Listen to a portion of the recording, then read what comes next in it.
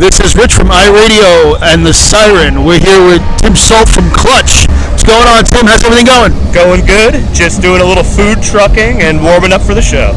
Did you get any of the really good food trucks yet? I had a few sliders while I was out there. They were excellent. Not bad. We tried hitting a couple last night, but it seemed like everybody was kind of sold out come to the end of the night. Oh, really? I had a couple empanadas earlier, too. That were pretty good. So now, I was reading you guys got Rolling Stone gave you guys one of the top 10 albums of the year just came out. Is that correct?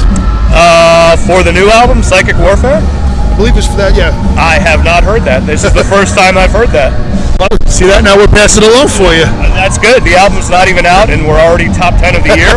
I'll take that. I will take that. So you guys have had the same lineup now since day one, and how does I know bands there could be a lot of infighting, there could be a lot of indecision, and what is it that you guys have that makes it work where so many other bands fail?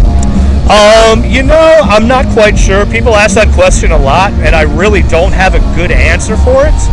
I think it's just that we enjoy the music that we make.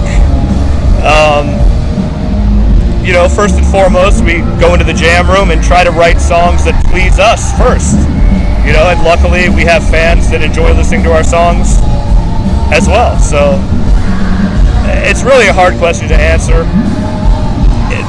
The time went by really quick.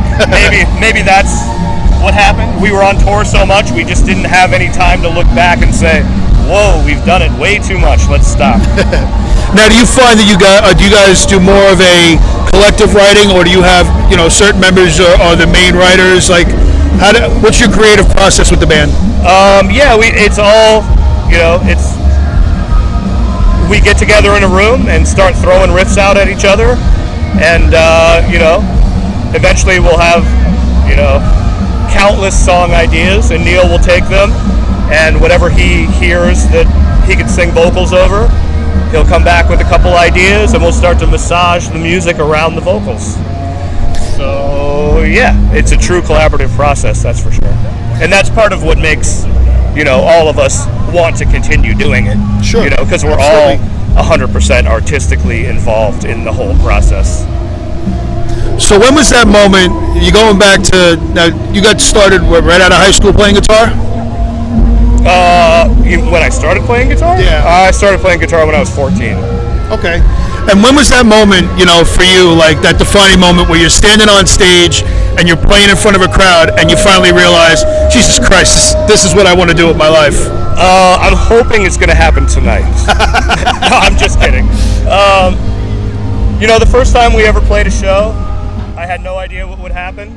And after the show, a lot of people came up to me and said, good show. That was really the defining moment of it for me. Just the fact that we played our first show and there was one person that actually enjoyed it, it made me want to continue. Very cool. Is there one place that maybe you haven't played yet that you would love to play, like a location or perfect scenario for you? Where would you love to play that maybe you haven't, or go back to play that you loved so much? Well, we've never played in Alaska, so that might be kind of cool to play in Alaska sometime. Very cool. Yeah.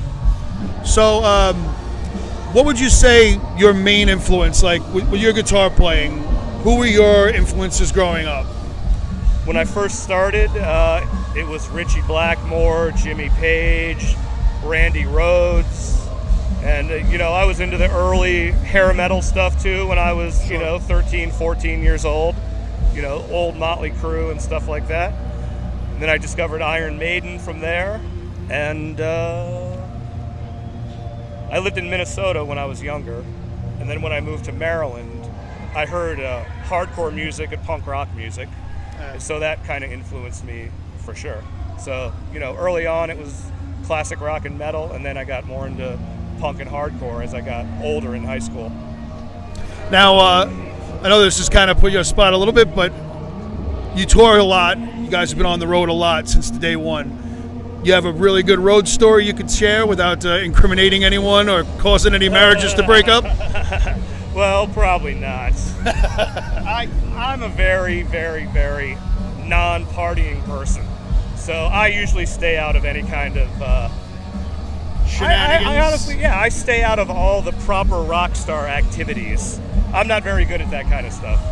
And I think maybe that's, part of the reason that Clutch has had so much longevity is because, we personally don't act like complete maniacs at every concert, like some bands do.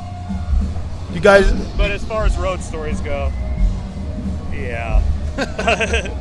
It incriminates a lot of people. All right. Do you guys have any big plans for the 25th anniversary? We haven't even talked about it yet. We're probably just going to ignore the whole thing.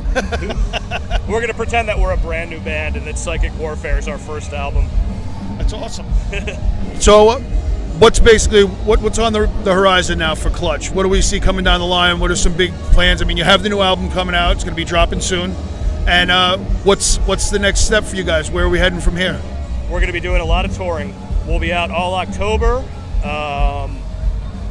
most of November and December, and then we're going to hit it hard again next year. So we're going to be out on the road promoting this album for probably at least another year.